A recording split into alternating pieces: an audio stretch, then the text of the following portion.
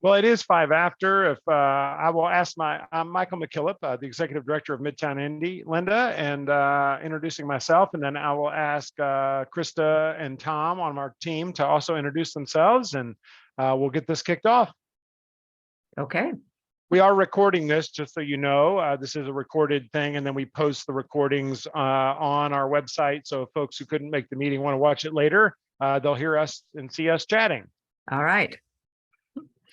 Hi, Linda. My name is Krista Bozaki, as Michael mentioned, and I am Midtown Indy's Engagement and Events Coordinator, and I've been with Midtown since August 2022.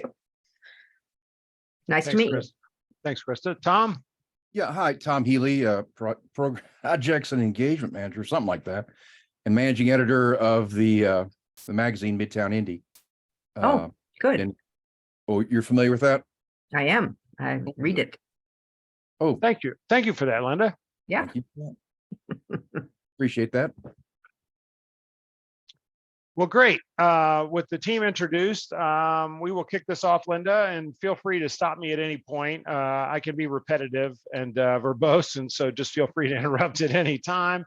What we're talking about tonight is the southeast and northeast corners of 42nd and College, and I'll put some stuff up on the screen here so you can see exactly what we're talking about. Do you live in the area? Yes, I'm at 44th, actually 4444 College. So Great. half So a block.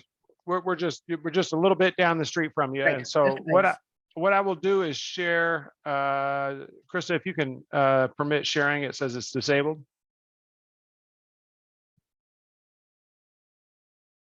You should be good now. Great.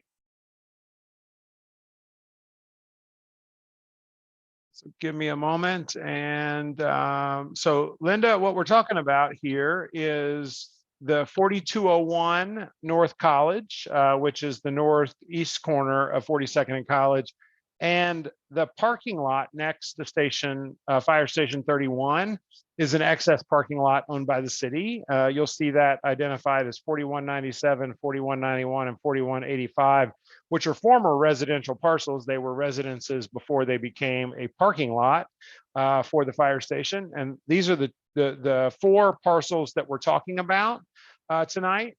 You probably saw some orange signs go up in front of these sites indicating that there was a zoning change. Yeah. Midtown Indy has agreed to help the city spread information, because sometimes when the city does things, people don't know about it. They don't know how to ask the city questions. And so we've put ourselves out there to say, hey, we know what's going on. We can explain what's going on, and we can be a conduit to empower you to understand what's happening, to ask questions, and to know when all the meetings and what official actions are happening, et cetera. Okay. And so what we're talking about is the IMPD substation at 4201. IMPD, not in the short term, but in the next 2 to 3 years, will not be using this police substation anymore. They're planning to consolidate this with other IMPD facilities. And so they reached out to the city and said, do you have a better idea to use this property? The same thing with the fire department, Indianapolis Fire Department. The parcels we're talking about is not the station proper, but the excess parking. And they sort of said, hey, we have some extra parking here. Does the city have any plans for this? And in 2019 and 2021, respectively, the city had passed a new zoning ordinance that recommended that properties adjacent to transit, and there's a transit station right in front of 4201 across from the old Prather Masonic Temple. Within 600 feet of a transit station should be a mixed use typology. In this case, the properties are SU1, meaning government use only. And what the city is doing is rezoning them to permit people to come forward and say, hey, we have an idea for a new development. And the city wants to ensure that those developments fit with the zoning recommendations that were previously adopted by the MDC and the city council. So these sites are recommended for mixed use 1, and mixed use 1 is a typology of office on the ground floor and residential above. Mixed use 1 has some nuances that can be kind of scary. Mixed use 1 has no height limitation. So in theory, if mixed use 1 was proffered on these sites with no commitments, which we'll talk about the commitments we're making to avoid that outcome, tonight. It could be unlimitedly tall. It could be 20 stories or 30 stories, which we don't think is appropriate for this site.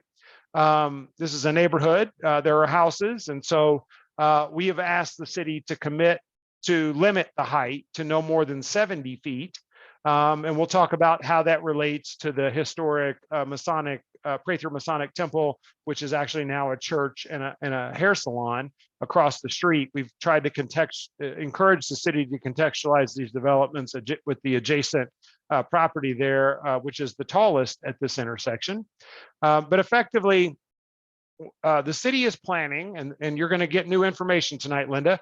Okay. Previously, the city was planning to hold a public hearing on this on June 21st. Today, they notified us that that hearing will not be until July the 5th. So the city's official zoning action won't happen until July the 5th. But our conversation tonight, our conversation last week, our conversation tomorrow, and our conversation Wednesday are bonus opportunities for residents to get information, to get their questions answered, to understand what's happening, why it's happening. And then you still have the right to go to the public hearing on July the 5th and to express your support, your concerns, your questions. But these are just opportunities to engage and ask ahead of time. So there's no obligation to agree with us tonight. You can ask whatever question you want. We're just here to let people know a change is coming and how to connect with the change and provide comments. Does that make sense? Yes, it does. Great.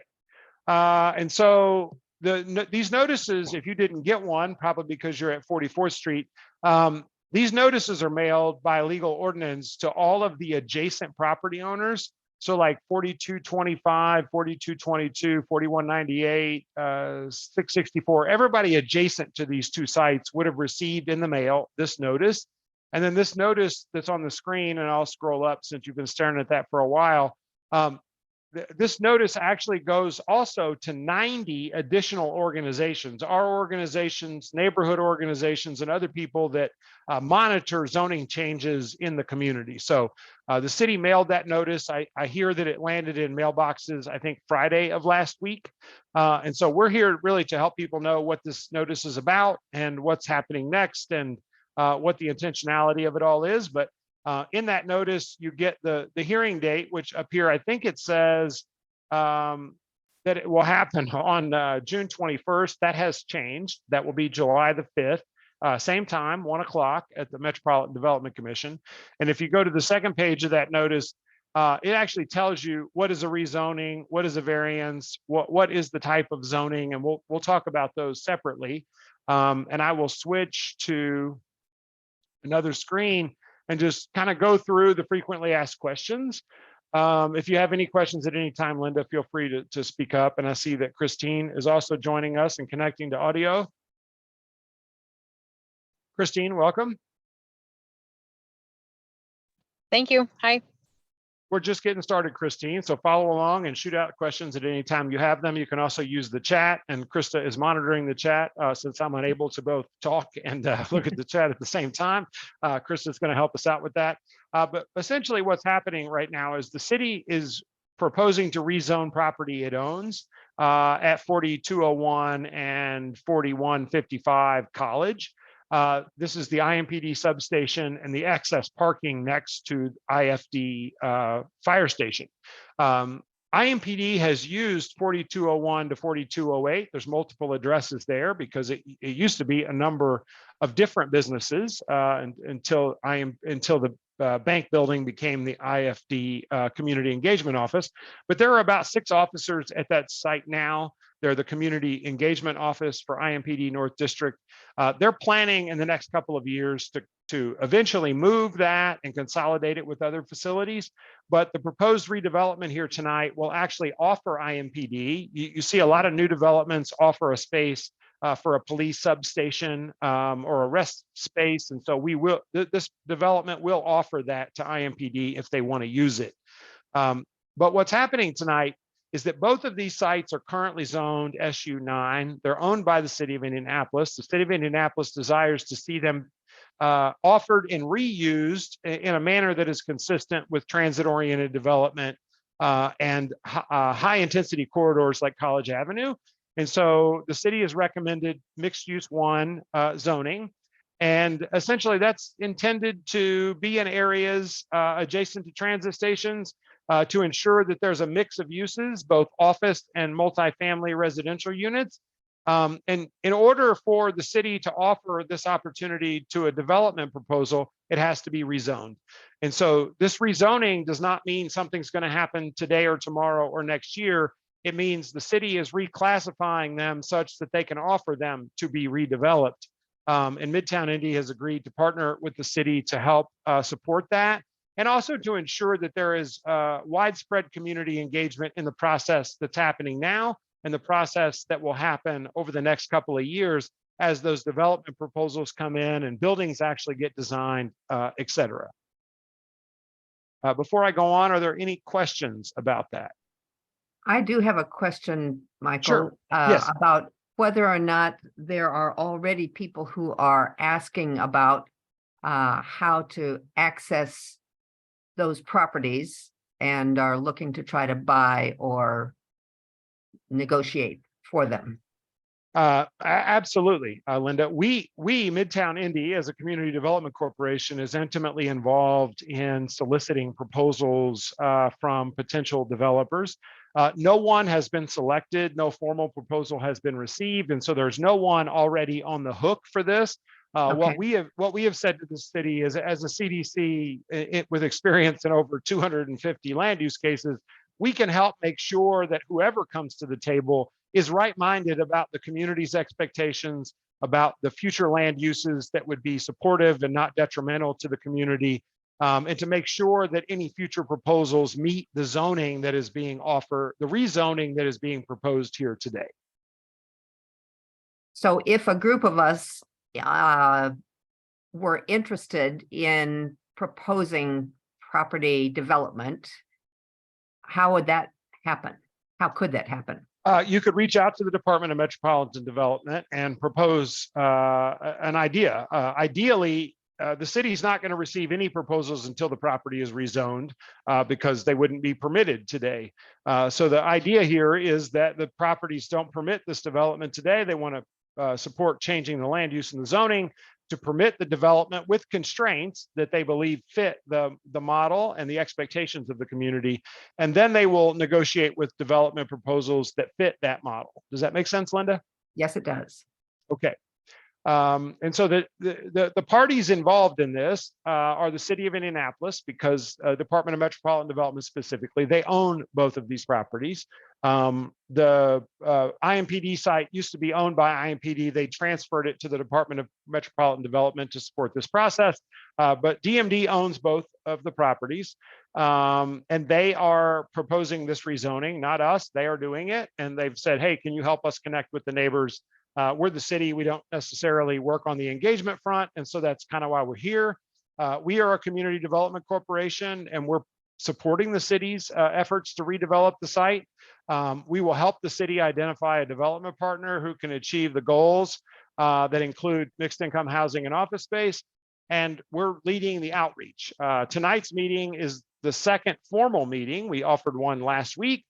We've also met with adjacent neighbors, over 24 individuals who reside in about 16 properties adjacent to this site. We've met with them one-on-one between April and now. We've sat on porches and in living rooms and talked through the things that we're talking to tonight so that the neighbors know what's happening and that their input is involved. The other organization involved is called Kids Dance Outreach. I don't know if you're familiar, but we call them KDO. They are a nonprofit that serves youth through dance, leadership, confidence, and instruction, predominantly in IPS schools. The founders of Kids Dance Outreach actually live in Zone 2 in Meridian Kessler, right behind the IFD site, for over a decade. And as they've looked out their back door, they've seen this vacant parcel and wondered, man, if the city isn't going to use that, could we build the home for Kids Dance Outreach here as the anchor tenant of a new development on this site? And so this conversation began about 5 years ago, where Kids Dance Outreach showed the impact they were having on youth in our city and said, hey, we would really like to find a permanent home, because during COVID, all the schools shut down and they couldn't teach their programs, and they kind of wanted an independent space that the youth could come and practice. And Michael and Monica, Michael Johnson and Monica Munoz live right there in zone 2, right behind the IFD site. And they are proposing to occupy the first floor of that fire station parking lot. But they recognize that this is a mixed use recommended typology by the city. And so they said, hey, we would be willing to be a tenant on the first floor if somebody would come along and build the mixed use aspects of the project. Before we run into zoning, any questions about KDO, Midtown, or the city? Not at this point, but I'm Okay. glad to know about it. Great. So, thanks. So what you see on here is essentially kind of a rundown of what mixed use 1 is. There's a link. This document is also on our website, so you can download it and study it. There's even additional reading links. If you really want to nerd out, you can read the TOD overlay and the rezone Indy and all the documents that the city has proposed. But what we've tried to do is to summarize this for your benefit. Mixed use 1 is intended for medium or high rise office uses in apartments. We would concur that this is not a site for a high rise. High rise being defined as 6 or more stories. Everything we're talking about tonight are 5-story structures, which match the cadence of College Avenue. We're not talking about a high rise, we're talking about a mid rise.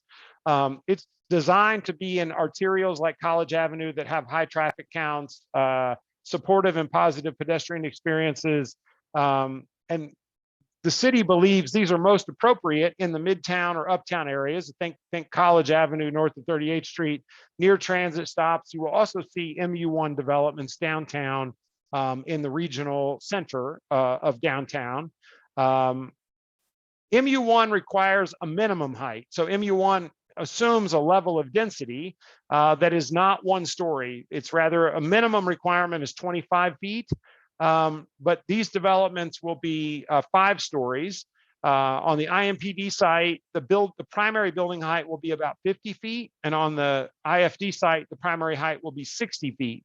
And the reason for the discrepancy there is the dance company needs a taller first floor because they're performing dance and they need light equipment and sound things on the ceiling and kids not to be jumping or being thrown in the air high enough to hit that. So that building will be a little bit taller, but both buildings will not exceed 5 stories in development. And so those heights, the IFD site the building height would be 50, and on the IFD site would be 60 feet.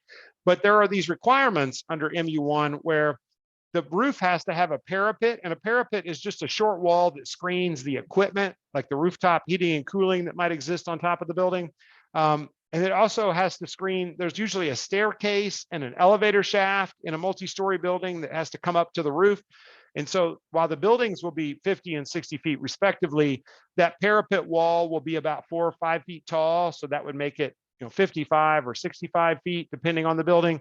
And then you have a staircase and an elevator shaft that are going to poke up 8 to 10 feet. So at the highest point, the building will not exceed 70 feet, but the mass of the structure will never be 70 feet. The mass of the structure will be very close to the Masonic temple, old Masonic temple across the street, which is about 44 to 48 feet tall. These buildings will be 50 and 60 feet respectively. Also, the top floor, the 5th floor, will be set back from the street a few feet. So from the ground, it looks like a 4-story building and not a 5-story building. And you keep the cadence of the architecture of the old Prather Masonic temple across the street, which is similar in height.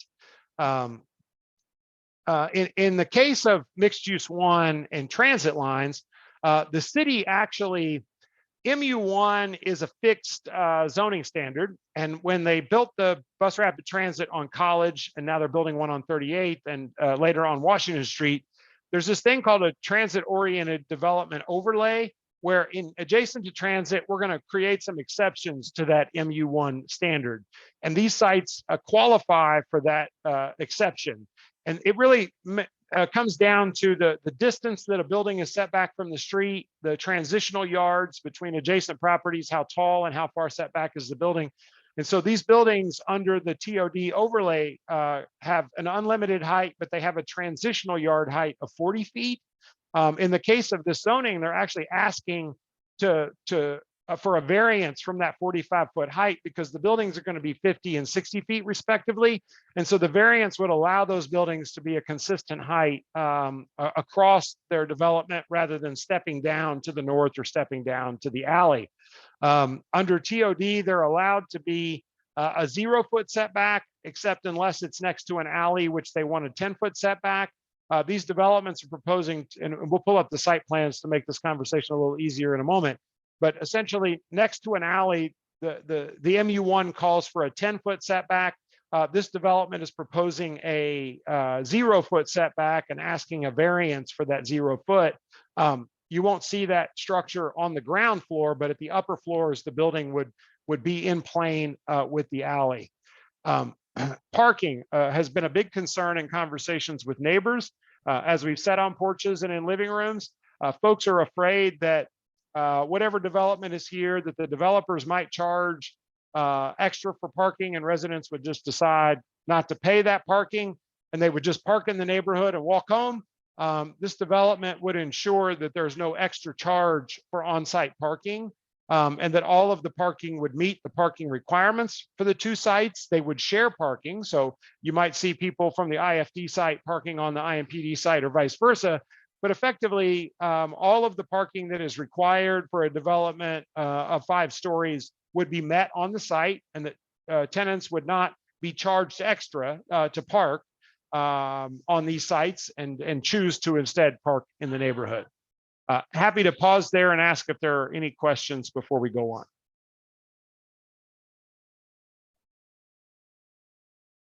I'm sorry, do you mind repeating that about the parking? My Wi-Fi cut out for a second. Sure. So in the parking, the developments are required to meet the city's minimum parking standards, and they will meet those parking standards. There will be, I'd say between the two sites, over 85 parking spaces between the two sites. Those sites will contain all of their own parking, and the development will, future developers would have to commit not to charge extra to the tenants of these properties. Because what sometimes happens is if you rent the apartment and they say it's an extra $75 a month for parking, people say, I don't have a car, and then they park in the neighborhood. What we've done here is to essentially, as part of the zoning, is to commit that any parking that is offered to tenants would be offered at no additional charge to their rent, so that folks don't have an incentive to skip the parking and then instead park in the neighborhood. That was the communication there, Christine. Makes sense. Thank you. No problem. So what happens next is, again, this is just a rezone. Often it can take years from a time a property is rezoned before it is actually developed, and that will be the case here. The city is rezoning this now. They're negotiating on some proposals now, open to receiving other ideas, but they're negotiating with some folks to think about how to comply with the zoning that's offered here. And it may, if that is selected, say by the end of this year, funding would have to be sought for the developments, which they wouldn't apply for until July of next year. Those wouldn't be awarded until probably February of 2025. And then it takes 6 to 8 months to do the construction documents and get the permits and actually start construction. And so there won't be a physical change on either one of these sites for realistically 2 to 3 years. In that interim space, the IFD and IMPD will continue to have access to utilize the sites. There won't be any physical change, just a zoning change that invites a new proposal for redevelopment. But it will take realistically 2 to 3 years before you see any dirt turning. The other thing that has happened is, as part of the pre-development analysis, the city did a phase 2 analysis on the IMPD site. And if you've been in the neighborhood a long time, you know that used to be the Uptown Theater, and it was an old bank. And there was also a gas station on the corner where the IMPD substation is located. And while there's no contaminated soil and no contaminated water, there are still contaminated vapors below grade that are wanting to come up out of the ground from those gas station uses. Part of the delay in a development is there's a long negotiation with the State Department of Environmental Management to understand how to capture those vapors and to mitigate those vapors for any future development, and that's going to take time. The testing has been done, so they know the severity of it and they know it's manageable, but a management plan has to be put together. So that's why the zoning is happening now to permit the receipt of those proposals and the ideations of new development, but you won't see any dirt turning here realistically for 2 to 3 years. And IMPD and IFD will not be asked to vacate the site until or unless a development moves forward. And I think what's important to note is that as part of any future development, we will be asking the development partner to prioritize a dedicated space. If IMPD wants to keep a small substation here and give a space for officers to take a break in between shifts, that space will be accommodated for IMPD. We don't want to displace our public safety officials. And so while the larger public engagement office would be relocated, the future development on that site would accommodate a space for IMPD for shift breaks and rest breaks, et cetera. Any questions about that before we continue? Nope. Great. So the zoning is the first step. That hearing will be, again, I think, Christine, you came in a little late, but there was originally scheduled a hearing on June 21st. That hearing has been moved to July the 5th at 1 o'clock at the City County Building in front of the Metropolitan Development Commission. In the meantime, we'll have an in-person meeting at the 42nd Street Library tomorrow, and we'll review all of this same information. We'll have some printed boards that show the site plans that I'll scroll up here, and happy to answer questions about these site plans before we hang up. But effectively, we'll have printed versions of these site plans.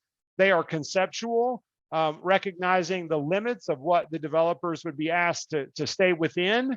On the site plan you see for the 4201 property, you see that the first floor is predominantly parking. It's about 68 parking spaces. There is a small corner space, about 3,000 square feet, that would essentially be the amenities for the tenants in the floors above. It would be a computer lab and a workout room and a leasing office, et cetera, to maintain the city's expectation of mixed-use development. The rest of the first floor would be a parking structure that is at grade. So you're not thinking about underground or way up in the sky, just a first floor covered parking structure. But the dotted line shows you the dotted line of the building. So the building could not be the same footprint as the ground floor. The dotted line shows there's a kind of a U-shaped cutout, that the curb cut on College remains. So you would right in or right out on College from this development, or you could turn north or south on the alley and enter from the alley side. But effectively, this development would cover the vast majority of this site with a 0-foot setback on the alley, and a 0 to 10-foot setback in the front and on the sides. And this development the building would be about 50 feet tall with up to 10 feet of additional structures. Again, like we talked about in the beginning, that parapet wall, the elevator shaft, and the staircase. But that's what's being proposed for the IMPD site. On the IFD site, you'll see here on this site plan that Kids Dance Outreach is the primary user of the first floor. Again, you will see that the building footprint is slightly different than the ground floor footprint. You see that building footprint in the dotted line. That would show that the second floor overhangs those areas, kind of provided a park under structure along the alley and on the drop-off zone. You'll see that there are 10 total guest parking spaces for Kids Dance Outreach, and there are 11 tenant spaces for tenants. And then because the property involved in the development includes the parking lot for IFD, IFD would be offered back 10 or 14 parking spaces that would be for their exclusive use on the south end. In KDO space, you see a main studio and a secondary studio, a storage space, a boardroom, and an admin office. And then you see a little bit of retail on the corner, which is the desire to see something proposed that could bring that retail. The retail may or may not exist in this in the end, but I think what we heard from neighbors was, they would love another coffee shop or a sandwich shop or some sort of small retail to serve the neighborhood, and that's essentially what is envisioned here. Any questions about either of the site plans before we move on? Are you, Michael, are you saying that above that first floor on both sites, there would be 3 more floors of mixed housing? 4 floors. So the building would be a total of 5 stories. The first floor on the IMPD site would be predominantly parking with a small corner of amenity space. And on the KDO site or the IFD site, the first floor would be a little over 10,000. I believe it's 10,200 square feet of occupied space for that nonprofit organization as an office tenant. And above it, there would be about 4 stories of apartments above that. And so what you would have is 2 buildings that are about 5 stories tall. Okay.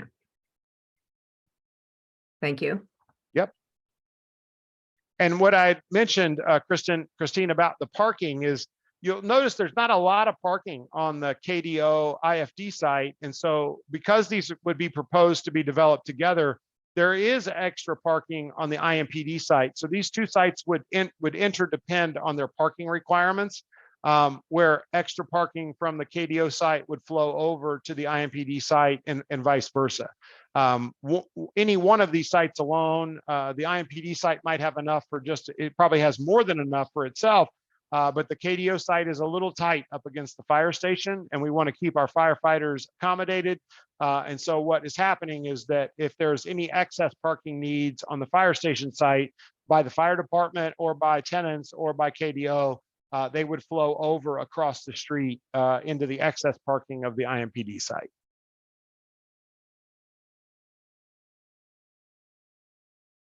The other thing that we've done, because MU1 is a very broad standard, MU1 prohibits a lot of the uses that you'll see on the screen, things like substance abuse treatment facilities, check cashing, adult entertainment, firearm sales.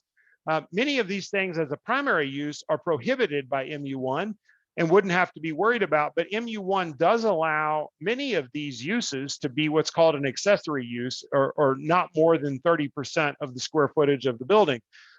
We have asked the city to constrain the uses of the site to exclude all of these uses on the screen in totality. So no primary and no accessory use for fireworks sales, pawn shops, heavy retail, power generating facilities, commercial parking lots, recycling stations, outdoor advertising, mortuaries, et cetera. All of these things would be totally prohibited on the site because, again, this is a rezoning, not a specific proposal. So if the specific proposal comes forward and it fails and the city moves on to someone else, we want to make sure that nothing bad, no bad uses are permitted to be in the building.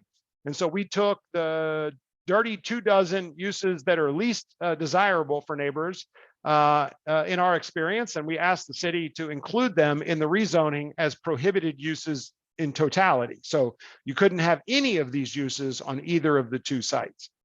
I'm happy to pause there and answer questions.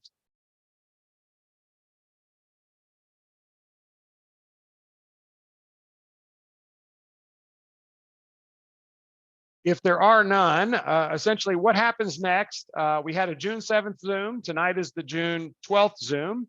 And then on Tuesday, tomorrow night at 5:30 to 7:30, we'll be live at the 42nd and College Library. We'll have printouts of this stuff, handouts of the document I'm showing you now. And we will also be joined by Deputy Chief Valerie Cunningham, who is the Deputy Chief for IMPD, responsible for the IMPD substation, and Deputy Chief Kevin Crawley from IFD, who's responsible for Fire Station 31, to assure folks that they're not going anywhere and what their plans are and what their involvement has been in the conversation. You don't have to take our word for it; they'll tell you face to face. With that, are there any questions that we didn't answer that you might have? I'm happy to pull up kind of a rendering so you can see the site today and then the proposed site plan together. And we'll have these printed boards tomorrow as well. If this is not the great format, you'll be able to see them in a printed format and in a digital format tomorrow. Same site plan we reviewed with a picture of the IMPD site and then a kind of a satellite map view of the site today. And then we did the same thing here with the IFD site. Yeah, I have a question, and you might have answered this earlier, but I'm curious about the apartments. If there's already plans for, if there'll be studios, 1 bedrooms, 2 bedrooms, a mix, like luxury versus mixed income. Just kind of curious about if any of that's been planned. Well, the desire or the request from the city is entirely what is called mixed income, and they are focused. The city has requested family-focused units, meaning no studios, no 1 bedrooms, only 2 and 3 bedroom units. So the goal here is not your traditional mixed-use development. The goal is to provide affordable places or a mix of incomes to live in a space that they can safely, safe, secure, high quality, and affordable housing for families that need 2 and 3 bedrooms, because the biggest shortage of housing, not only in Midtown, but also in the city at large, is 2 and 3 bedroom rental products that families can rent and access. None of the new products that are built anywhere in Midtown have a 3 bedroom option. So the focus here is exclusively on 2 and 3 bedrooms, Christine. And the income ranges would be a wide range of 30% of median income all the way up to 120% of median income. So think rents anywhere from $700 to $1,900 a month, roughly. So in that market range, plus or minus 40%. So these would be close to what we call workforce housing, which serves, teachers and firefighters and police officers and servers and all kinds of working folks in our community. And so all of these apartments would be theoretically, assuming that a proposal comes in that would support that, would be 2 and 3 bedrooms and would be mixed income. And would there be any option for buying apartments? That is not the proposal to date. It's hard to do a condo in the current economic environment. Linda, if we can find a way to sell these for purchase, we would absolutely encourage that to be part of a respondent's development proposal. But the financing that comes along for an ownership product in a multifamily unit has not really rebounded with strength since the recession of mid 2006. So banks are not really willing to finance these multifamily condos, which is why you haven't seen any new condos developed in Midtown in the better part of 20 years. Right. We still haven't cracked that market challenge. And so what we have settled is that at a minimum, we should offer a rental product that families can afford at this location. Certainly if the economics change, as the debt ceiling has been raised and the market stabilizes and banks get comfortable lending that money, we are not opposed to encouraging that from development partners, but that's not a viable plan today. Thank you. No problem. The other thing I would say is you can, I'm going to flip back to this notice here. There's a QR code and then there's a website and an email address. If you're not already signed up, you can scan that QR code on your screen, or you can go to midtownindy.org.